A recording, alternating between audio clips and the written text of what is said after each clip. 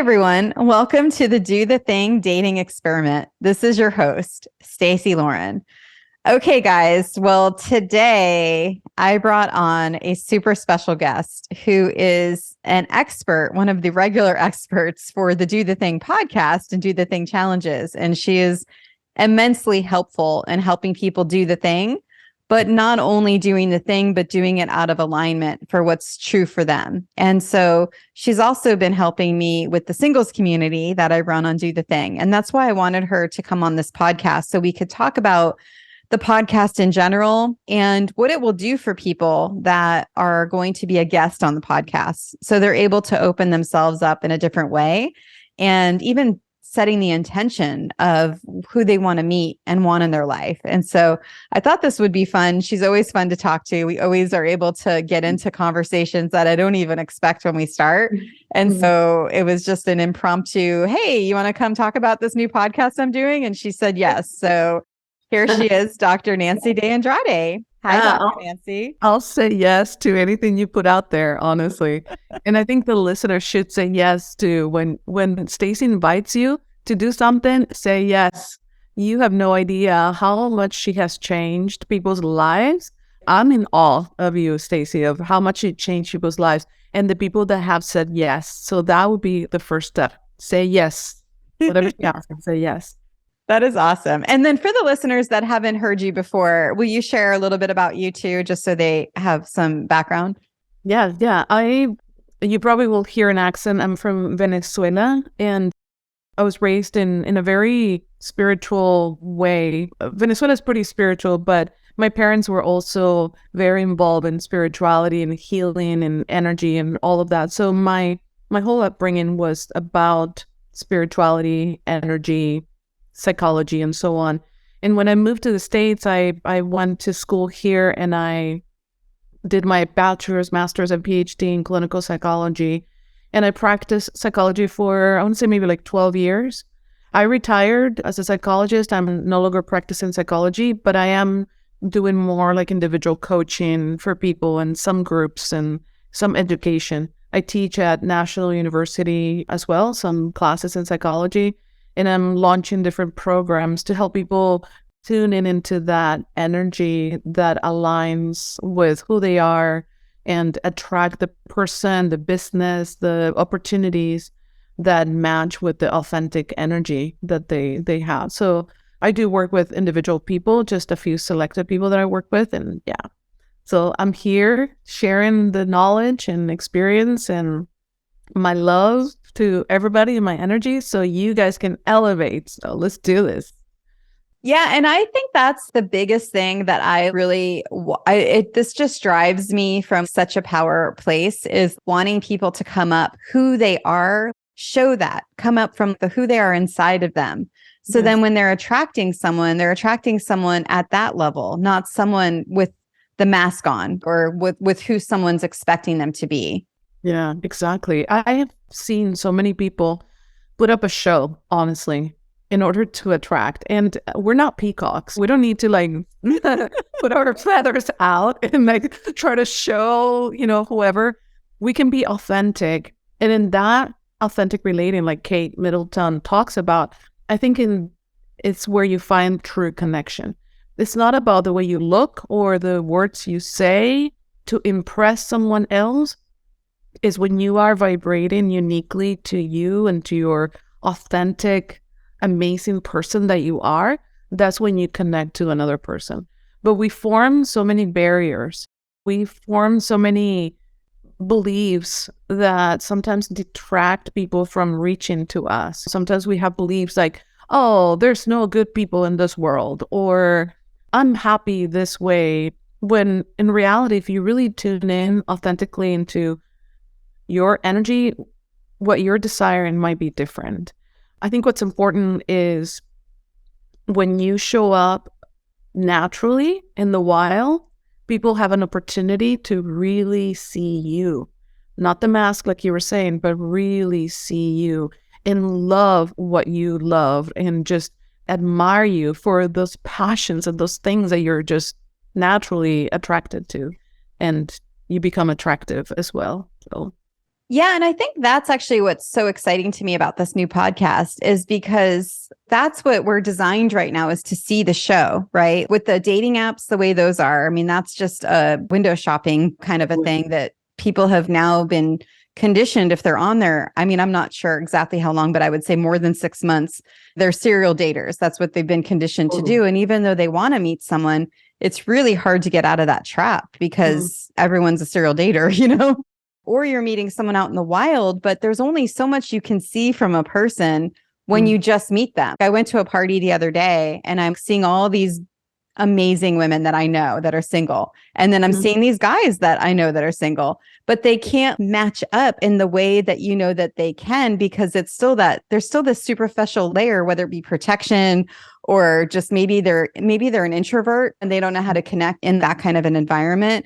And so anyway, so that was another reason why I was excited about this is because through an interview and being able to get to know someone in a unique way and get the gold out from inside of them so other people can see it. Maybe someone could meet them and not prejudge because sometimes we're like, who is this person? Are they catfishing is the term now to already hear that person. And so now I'm talking about the listener, someone listening to this person, they won't have that preconceived judgment of who that person is already. Totally. And what I love about this podcast is that this is specifically for single people.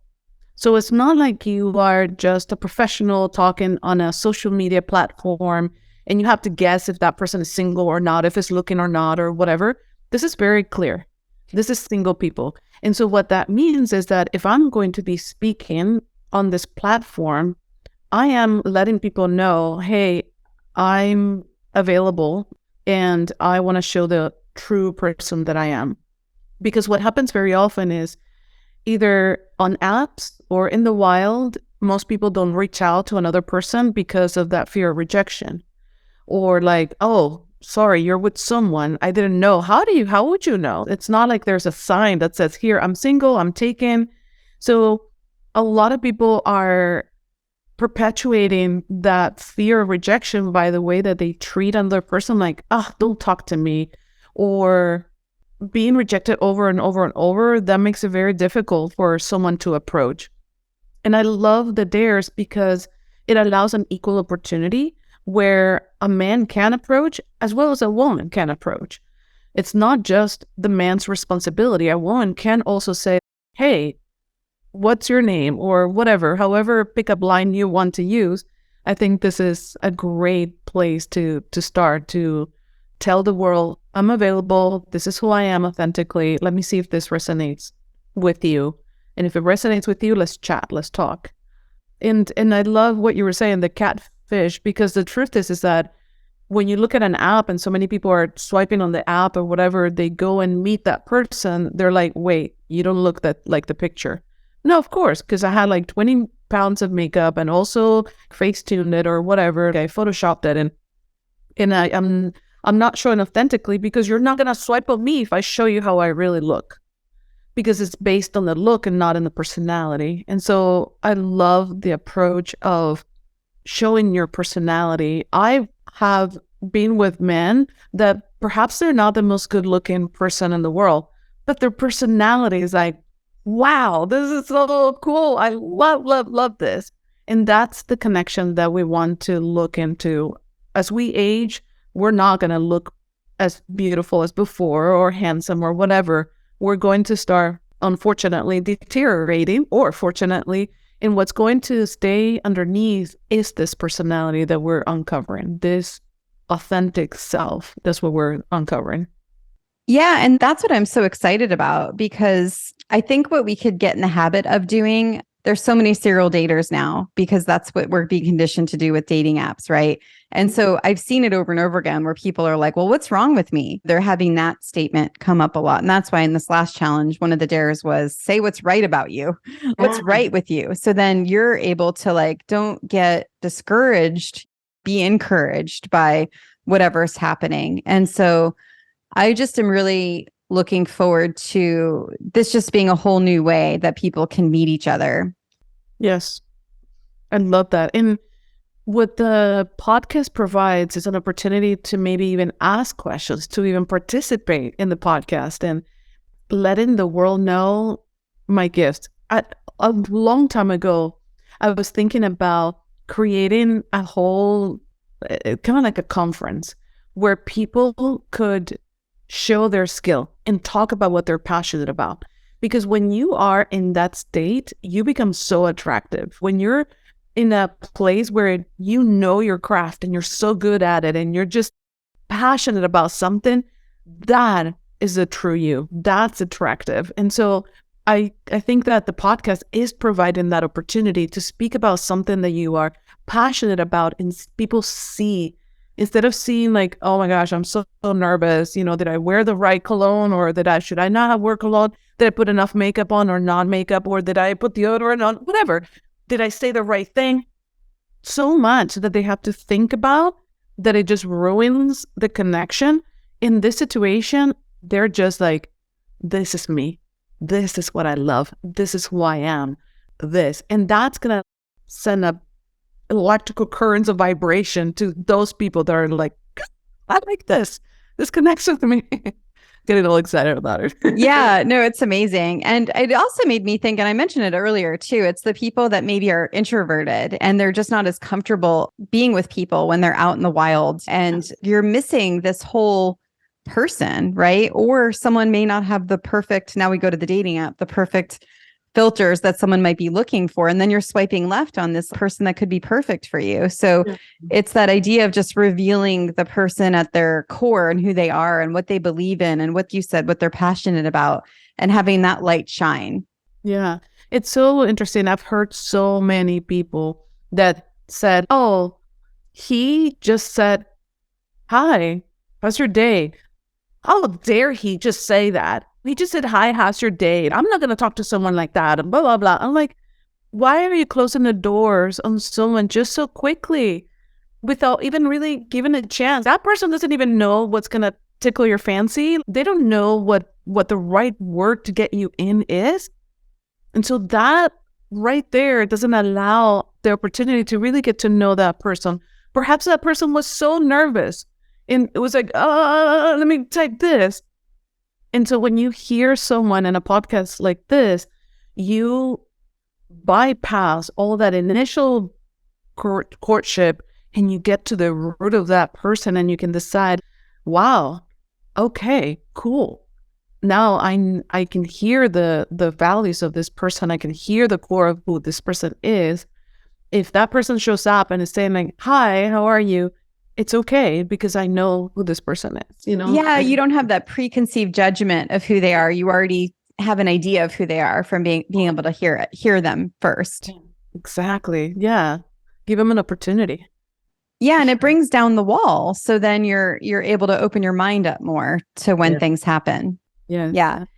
And now let's talk about the person that's being interviewed, because I feel like there's so many benefits for this person. Not only will someone get to hear who they are and then maybe reach out to them, but for me, even if that didn't happen, I feel like the win is just them taking the time to really think about what they're looking for in a partner. Yeah. I think that in our mind, we carry a lot of, I call it like little clouds of thoughts that we not always put into paper or speak it out. And when they're floating around, there's so much that there's no clarity as to what you want to create for you. It's kind of like if you're an entrepreneur and you have a million of ideas, but you don't pick one and execute on one, then you just stay in that floating state. And the same with, I think, dating, where you have sort of an idea of what you want.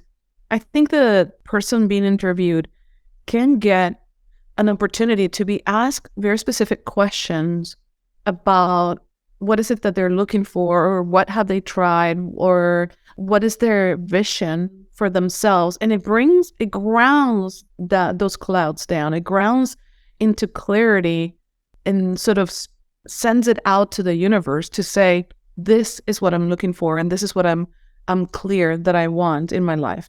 And perhaps maybe they are not clear, but this is a seed. This is something that can sprout conversation and can start helping them figure things out. You're making me think because I just interviewed Pamela Nichols, who's actually someone that's going to be helping me run the Do the Thing, Start a Book challenge. And I just interviewed her for the Do the Thing dating experiment. And she had a vision board for her life. So she showed me that in the interview. And she also had the vision board for her person. Wow. And I was just thinking, even for her, someone that's already thought out a lot of this stuff and she's done a lot of work, I think her being able to activate her voice then through a medium like this and just being able to speak to it with someone is great. And then it's also good for other people to see things that you could do. Maybe someone will see her vision board or see the one that she did for the partner and they might do that. But I think even someone like her, as you're talking, I'm like, yeah, even her, I think she got something from it because she's able to speak to what she really wants now. And not only that, I think it also helps the people that are listening to see, wait, oh, maybe I was expecting that they wanted this, but actually what they want is that. Oh, I see. It's different. And it's sort of like it gives it a lot more clarity as to what the speaker is saying and what the receiver is receiving as well, if that makes sense. I have heard some guys say, oh, women just want your money and that's it. And when they hear women speaking, what I want from a guy is emotional intelligence or whatever, then it's like, oh, wait, I thought they just wanted my money. I guess I'm looking at the wrong person. So it gives them an opportunity to clarify things. And I love the fact of doing a vision board or even a list that you create of your ideal person. There is biological research that talks about our attraction to certain DNA that we can't deny. And so honoring that about us, I think is important versus feeling guilty, like, oh, I don't want to reject people. More like, this is my desire. I'm open for this and I'm clear. And so it's okay. I'm not going to pretend. I'm not going to fake it. This is what I love. This is what I want. So yeah, I said a lot. Yeah, no, it's good. And you're reminding me. So one of the things I didn't even realize as a connection point for why this is so important for me is as I'm moving and creating this podcast and I did my first episode, I'm like, wait a minute, I've actually done this before. I owned a staffing company for 20 years and I hired thousands of people and reviewed thousands of resumes, more than that, crazy town. Think about someone looking for a job, right? They have to do some work before they look for the job. What kind of job do I want? What kind of values are important to me? And then they have to then put that into a resume. Yes. And then someone's interviewing them to find out deeper. And that's something that was really important to me always when I would hire someone. I could never hire someone just straight from the resume or even say no. I always had to talk to them. So I think now in the culture we have now with dating apps, they're expecting us to have to look at this resume, or now I think some dating apps are doing video. But again, it's like what you said, it's the peacock.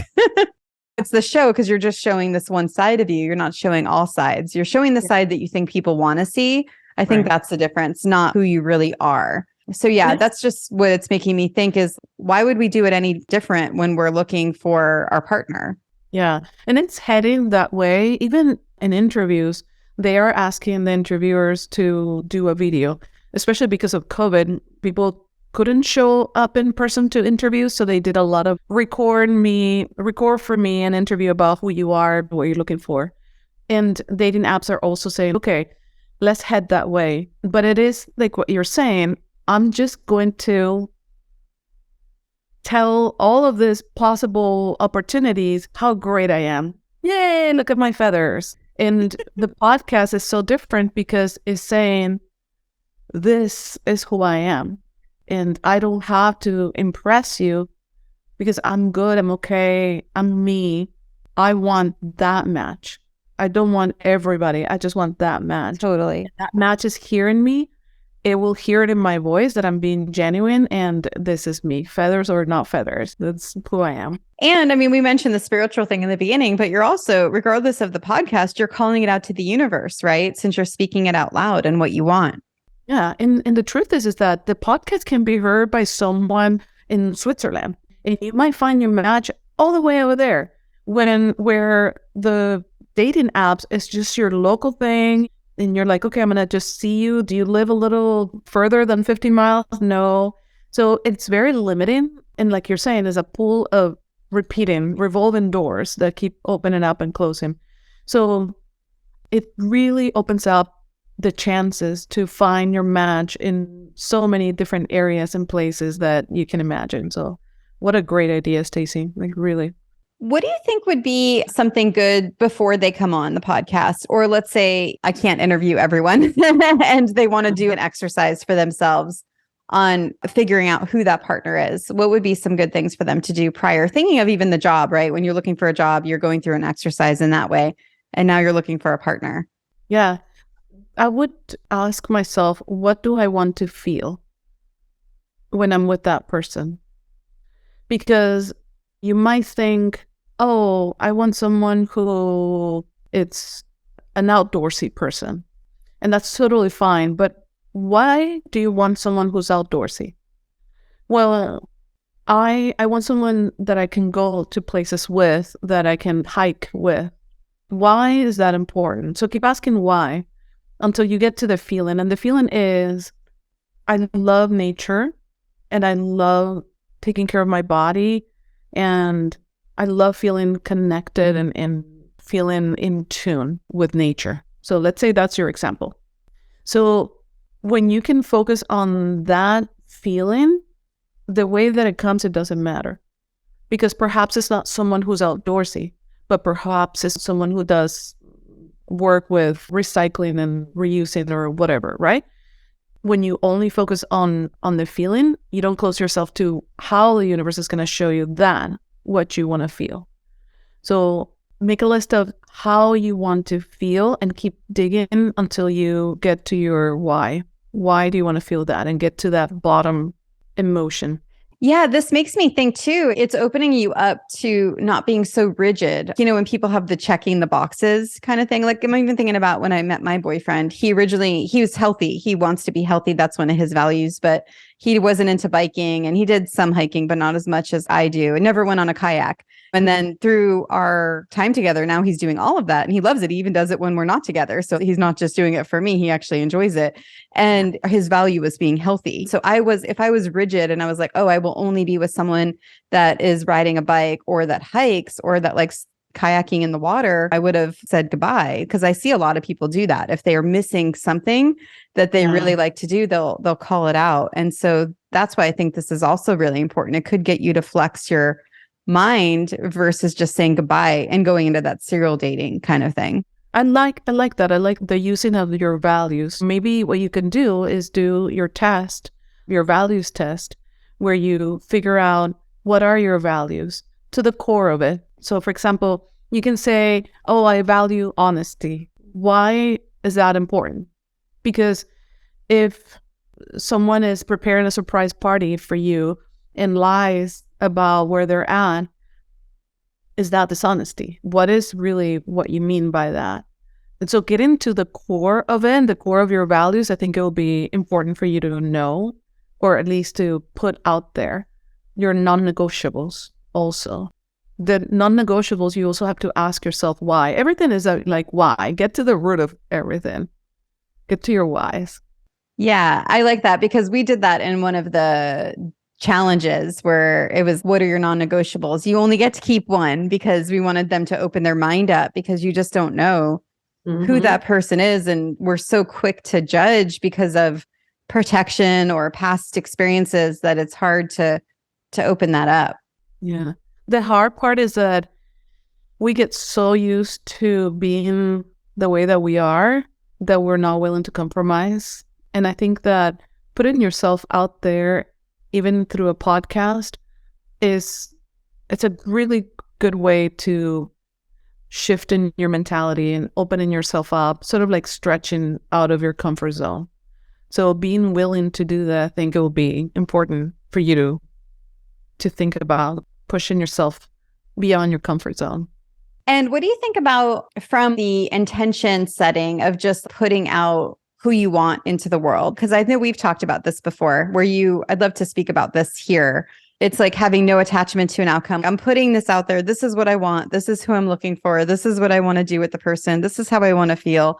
Then there's no attachment to the outcome, and the universe, I think you say it, where the universe is going to work its magic and do its thing. I'd love to have you speak to that, because I think that's so powerful. And that's another thing that I think a lot of people need help with, because they have these specific things in mind. And like I said, the layers of protection are always a thing for people. And so being able to release all of that and just let the universe do its magic is something I'm hoping this podcast will do too. Yeah, you said it so beautifully. I don't need to add to that.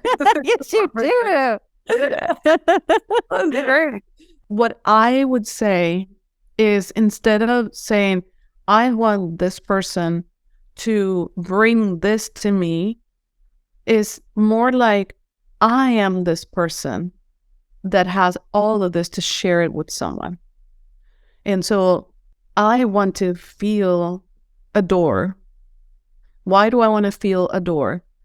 Because when I'm feeling adored, I feel like there's magic. I feel excited about things. I feel like I can conquer the world. Don't necessarily say, I want someone to adore me. I want this feeling. And what I would say also is, start feeling that way first. Start adoring yourself first. Start giving to yourself all of those things that you want someone else to give to you. If you want someone to respect you, are you respecting yourself? Are you respecting your time? Are you respecting your boundaries? Are you respecting your food? All of that. If you want someone to give you company, are you providing company for someone else? Are you being of service? Are you sitting with your own feelings and your own emotions, giving yourself company? Are you doing the things that you want someone else to give to you? Are you giving that to yourself? And when you check all that, yes, I am, yes, I am, yes, I am, yes, I am, then that energy has to match with someone that has that kind of energy. For example, you were saying, I attracted someone who's healthy. Why? Because your energy is health too. If you were unhealthy and you were not taking care of yourself, that would not be sustainable, for sure. And so you being in that alignment and nourishing yourself is the only way to really attract that person that matches that energy for yourself. So yeah, so what you say is, I want someone that matches my energy. So you're being a bitch, sorry. Then guess what? Yeah. Being rude or limited or too restrictive or whatever, that's the energy you're gonna get back. So I love it. What would be a good daily practice for people to be in while they're single and looking for someone, but wanting to be at the best version of themselves? Do you have a good takeaway for that? Yeah, get to know yourself. If you don't know yourself, then you can't expect someone else to be able to take care of your needs. So for example, if you know yourself, if you know that you are an anxious person or an avoidant person, then you can communicate that to the person and say, hey, listen, sometimes I get overwhelmed and I tend to check out and I want to run when I'm in a tough conversation. So if you see me looking away or whatever, please don't take it personally. I'm just trying to regulate myself. If you don't know yourself, if you don't know that about you, then forget it. You can't teach another person to love you the way that you want to be loved. So getting to know yourself is the most important thing. And the only way that you know yourself is by being present with yourself. From the food that you eat, how did that taste in my mouth? How did that stay in my stomach? Did that feel good or not good? How did that cup of tea or coffee make me feel throughout the day? That being present with you is really getting to know yourself and what's beneficial to you or not. It's loving you yourself before anyone loves you. Loving yourself first. Putting yourself first. I love that. And this might be a whole separate episode, but I'm going to ask it because it's feeling alive for me.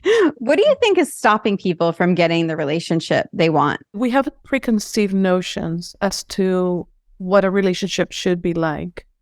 And what we depends actually on your generation. But if you look at the Gen Zs and the young generation, they don't want to get married.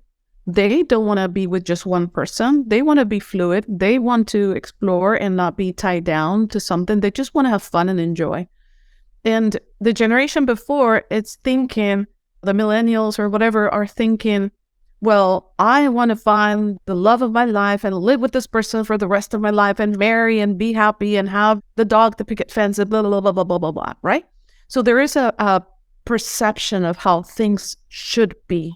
And when we're trapped on the shoulds, we should all over ourselves. When we're trapped in that, then we're not seeing the possibilities. And the possibilities are that you can have it all. You can be happy having it all. So perhaps you're the type of person who's like, I'm really busy. I don't want to have someone living with me. I want to see this person and enjoy it and whatever, but you live in your place, I live in mine, and that's cool. But society doesn't say that that's cool, right?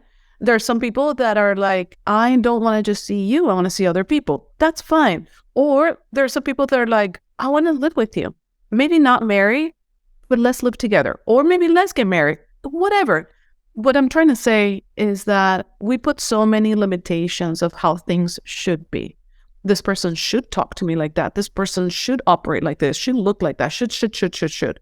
And I think that we put that limitations on ourselves as well. I should be this person. I should be younger. I should be taller. I should be whatever. I should be blah, blah, blah, blah, blah. And all of those shoulds are creating a whole brick wall around you and not letting you even take a step because you're not enough or you're whatever. So breaking through the wall is breaking through the should. Forget the should. I'm going to do it even if I fall. I'm going to try it out. I'm going to give it a second chance or whatever. Moving out of your comfort zone. Don't stay in that little wall. Get out of your comfort zone and try different things and see what really makes you feel joyful, not what the brain or society says you should do or be or have. And what would you say to someone that has built up those layers of protection from being hurt and really is focusing on themselves? And they've been focusing on themselves for a while. And they're just listening maybe to this podcast. So they want to put a toe in. So they're listening. So congratulate them on that first step. But they're like, I need to do more work or whatever it is, that whatever insert reason why they're not ready yet to go out there. What would you say to that person? Their struggle and fear is very real. And we gotten hurt. Every single human being. If you tell me one person that has not gotten hurt, I will be like, that's not a person. That's not real. That everybody has gone through struggles and pain and rejection and a lot of stuff. But if you're desiring something and you're not moving towards that because of your past, then you're not living your life. You're living your past. You're stuck in your past. Now, it is scary because there's a lot of things that are going to trigger the past experiences. So what I would say to those people is heal that in whatever way, either by talking to someone or by breath work or retreats or whatever you need to do. Heal that because you need to start living your life right now. Today, your life is waiting for you and your past is holding you. So when you notice that you are hesitant or that you're afraid that you're going to get cheated on, that you're going to get abused, that you're going to whatever, notice that you're living in the past and bring yourself to your breath and bring yourself to the woman, the man that you are today. You are this adult. You're not this person 5 years ago, 10 years ago, even a year ago. You are this person today. So as the person, the adult that you are today, how are you going to act? How are you going to react? What opportunities are going to open? If you look at it as in business, oh, my business failed. Never mind. I'm never going to open another business again. That makes no sense, right? You learn from that experience. You're like, okay, I should have done a contract. I should have done this. Okay, now I know. And you try it again. And another business fails. And that is part of life. Failing is part of life. What did you learn from each experience that makes you so much better here now? So the same with relationships. What did you learn from each relationship about yourself? It's not like, oh, I can't trust women or I can't trust men. That's not what you learn. What did you learn about you? And take those lessons and become the better version that you want to be. And so by listening to this podcast, you're taking that first step and you're starting to put those seeds in your mind that said, how am I stuck in my past? And how have I not been healing my past? And what can I learn from each experience so I know that my next experience is not going to be like that? So taking those steps, those cognitive shifts, I think is the most important step that you can take. And when do you think someone is ready? Because there's some people that will say they're not ready yet because they're stuck in that healing, which I think healing is great. But then at some point, it's great to still extend yourself even while you're healing. And I was just curious what you think about that. There's a time when you do need to grieve, because sometimes we jump into another relationship to sort of ignore the pain that we've had. So giving yourself time to grieve, to process, to mourn or experience the emotion, I think is important. But there's people that are so afraid of moving towards something that they say to themselves, I'm not ready. But it's mostly fear of getting into pain again, fear of being rejected, fear of the same thing happening. If it's fear that is stopping you, then do it afraid. If it's pain that you're still mourning, then process that. Allow that to complete its cycle. But don't let fear stop you. Do it afraid. Just keep Could going. you put a date on it? Could you say, okay, I'm going to give it this amount of time and then check in with myself again? Is that a good strategy? The time is not the same for everyone. Mm-hmm. It's not the same for circumstances. For someone who, let's say, was in a relationship, married, whatever, for 20-something years, there's history that the brain has categorized or cataloged that now all of that life is shifting and nothing is the same. Nothing absolutely is the same. So it takes a brain a little bit of time to recatalog life and to get used to not being in the same house, not being with that person, not doing the same things at the same time. So dependent on what's been happening in their lives, the shift might take a while. Depending on the pain that the person experienced as well, it might take a while. So there's really no timing. When you know is when you feel like, I'm afraid of getting hurt, but I want a shift in my life. I'm used to that. This is good. Okay. I mean, meaning this is good, meaning my spouse died and I love my spouse, but I think I can move on now. Then that's the time. Or I am not thinking as much as about this person or this life. Okay. I think this is the time. And the truth is that I encourage people to go and test out. Go test your skills. Go test your abilities to connect with another person. Go test and see, wait, I thought I wanted that, but never mind, I changed my mind. I do want that. And get more and more clear. It's like in business, they say, throw the spaghetti on the wall and see which one sticks. So it's like that. Test a few things and see where you are at and how have you changed. That has changed the way you perceive life as well, you know? Yeah, you're making me think. When I got divorced, in my mind, I was like, I'm never going to get another relationship. I wasn't even interested at all, remotely. And then it wasn't until a few years later, a good friend of mine had forced me to read this book.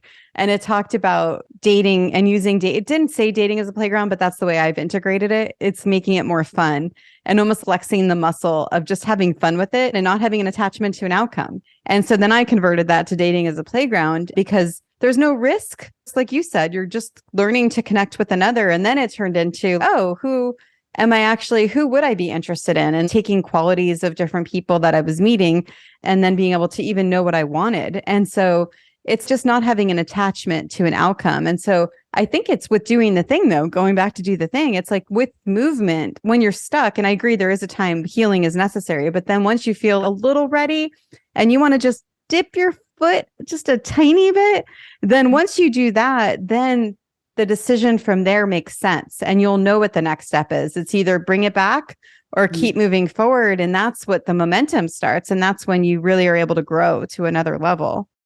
Love that so much. I'm like,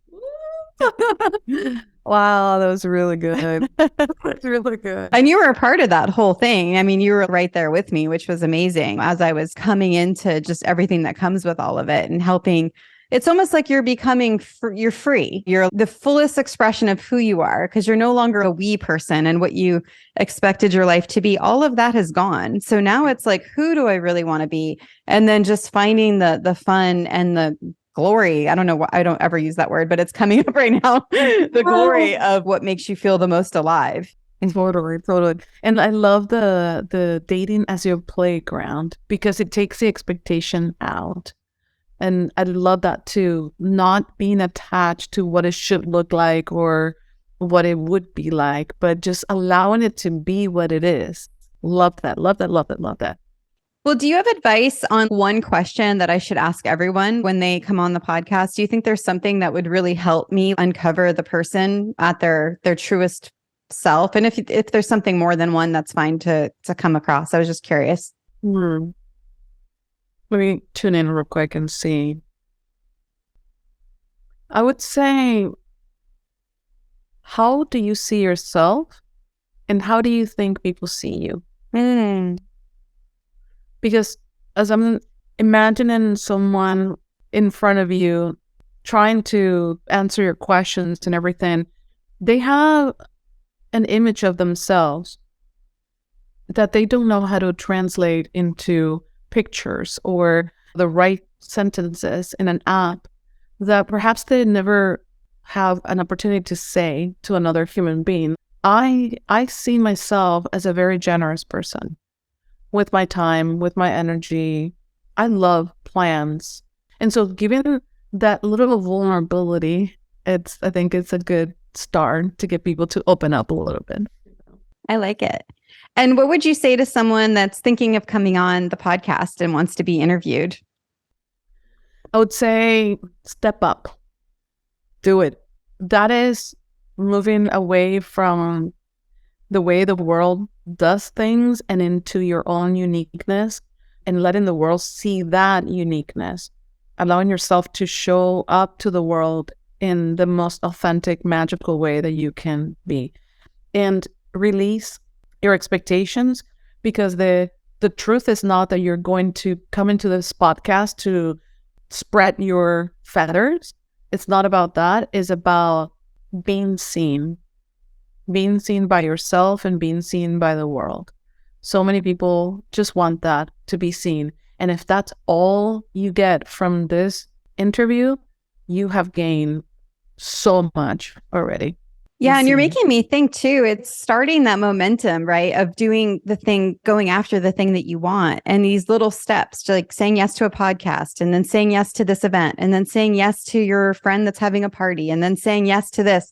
And it could be even a micro step, even smaller, maybe saying yes to one of the challenges. I don't know if that's a micro step, but anyway, there's all these different steps. And it's like you keep moving in the direction of something you want versus just sitting on the couch and watching a show. It elevates you in another way. Yeah, totally. Gets you out of your comfort zone and it says, okay, am I really wanting this or am I fooling myself? Let's go. Let's show up. Think of it as if your ideal person was in front of you, would you show up for them? So show them that you can show up for them, that you can show up for yourself first. Show up for yourself first. Love it. Thank you so much for coming on. I really appreciate it. I love talking to you. Are you kidding me? This is amazing. I love what you're bringing to the world, and I see the effects of your work on people. I'm so impressed with you. I'm so happy that you're doing this. Thank you. And you made me think we should probably just share what the challenges are, because I don't think I've said that yet on the podcast. What are the Do the Thing challenges in your mind? What do you see from the different ones? We've done Dating Dare Challenge. We did a Find Your Voice. We're about to do a Start a Book. We're going to do a Start a Podcast. And I had an epiphany today where I realized they're all connected together. It's all about helping people free their inner voice and really discover who they are. And it's what you said, they help them uncover who they are at their core and learn about themselves. So when they're in relationship, they're coming at the fullest version. Maybe I just said what they are, but anyway, that's what it is. I just said it, but I'd love to hear if you have anything to add, because we had the dare component too, and the community and everything too. That was hilarious. That's what they are. I got nothing else to say. Oh, that was awesome. Yeah. The dares make it fun and make it like, oh, it's a game, but it also helps you flex the muscle a little bit and get out of that fear mode. You cannot be afraid and laugh at the same time. there's two different systems in the brain that operate, and you have to shut off. You have to be serious if you're being chased by a cat. You can't be like, a lion is chasing me. So when you shift, it's a neurolinguistic programming actually that you're doing. When you're daring and you're making it fun, you are shifting the fears that you're having into something fun, and you are recalibrating your brain into seeing things as not as scary as they used to be. So yeah, really cool stuff. Yeah. And with you saying flex the muscle, every time you do something new, you're flexing the muscle to do something new. I realize that even with this podcast, which is new. And the coolest thing for me with this podcast is that it could be the biggest thing I've ever done in my life, or it could be something I stop after 10 episodes. And it's exciting that I don't know where it's going to go. Yeah. It's sort of like you are clear that this is what you want to do, but you let go of expectations of how it should go. So that's a differentiation that I want people to hear, because it's not about, oh, I don't know, I'm just going to start this and we'll see, or whatever. I don't care where it goes. No, you're very, very clear. I'm going to do 10. And if it goes this way, awesome. If it goes this way, awesome too. But this is my commitment. This is my goal. Setting that goal in mind and then releasing expectations, I think that's brilliant. Well, please share with everyone where they can learn about you, and also with your programs you have going on too. Yeah, I'm on social media at Dr. Nancy de Andrade, and you can also email me if you have questions or anything, info@nancydeandrade.com. And yeah, I'm developing a few programs, Align Magnetism, where people can align themselves to attract that ideal person that they desire. So there's a few partnerships that I'm building and coordinating with, and so I'm excited about these things are coming up. Woo, woo. So yeah, check her website because she'll have all the information on there. So thank you so much. It was absolutely a joy to have you. Thank you. I love being in this place with you. Love it, love it, love it. Thank you for having me. Thanks for joining the Do the Thing dating experiments.